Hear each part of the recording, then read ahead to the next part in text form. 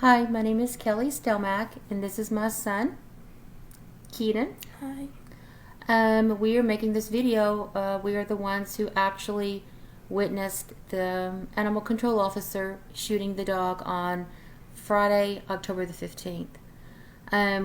Every afternoon, we love to go get a soda. We go and have our good talks, and it's just mommy-son time, and that's just one of the things that we love to do in the afternoon. And we live in Paris, Texas, and we are driving down Main Street, and there was a gentleman walking towards town with the rifle.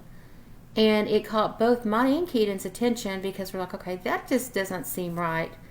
And we turned down Booth Street, and we drove down to where Booth ends, and there's a big there's like a big grassy area.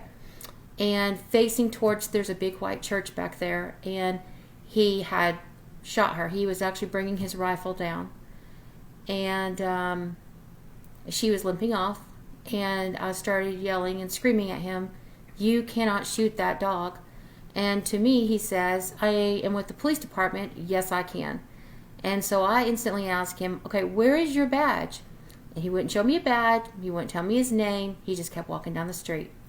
Well, at this point, I lost sight of him and the dog. And so we went straight down to Pine Bluff, and we turned left. And on the next street over, we saw him reloading his rifle.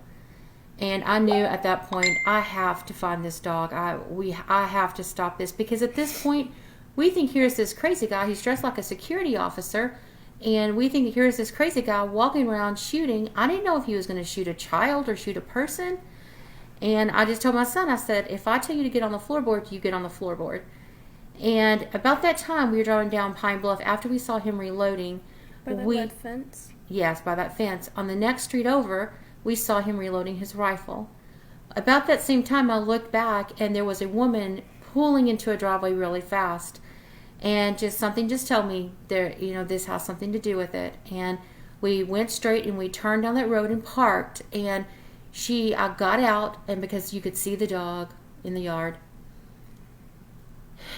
and she was calling 911, and the dog was so bad. It was so bad. You could tell she was pregnant, or she just had babies. They keep calling her feral. She wasn't feral. A feral dog is someone that's scared of humans. This dog was not scared of any of us, and she was very well fed. I mean, a feral dog usually doesn't look like that, but she was very well fed. And there was so much blood, and she was shot in the stomach, and the stomach rib area. She was shot in her butt, and she was shot in her leg, and her leg it was horrible. Her leg was just hanging there. And she started across the street, and I just told Keaton, lock the doors and stay here, because this is already too much on his psyche. He's only 11 years old. And I followed her on foot. Not one time did this dog show any type of aggression towards me. I was at least within 10 feet of her walking down the sidewalk. And she just kept looking at me, and I just kept talking to her. And I kept telling her it was going to be okay. And I followed her down to Pine Bluff and Pine Bluff and 4th, and she went behind a lady's house. And I just told the lady, please call 911. There is somebody shooting this dog. And I walked around to the back of the house, and she was trying her best to get under the porch, but at this point she couldn't walk anymore. And she was just dragging her body, and she crawled under the porch. And I just kept talking to her and telling her, it's going to be okay. We're going to get you help. And the 911 people said that they were sending somebody. And about this time, it was animal control pulled up. And at this point, I still didn't know who had been shooting her.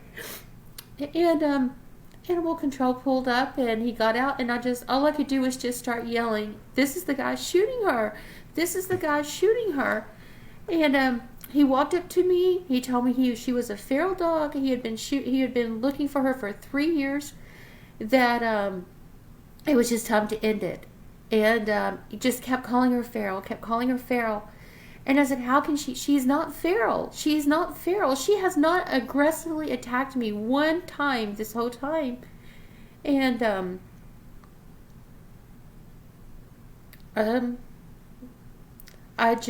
he said, I'm going to give her a shot and she's going to go to sleep and I'll take her back to animal control and put her down.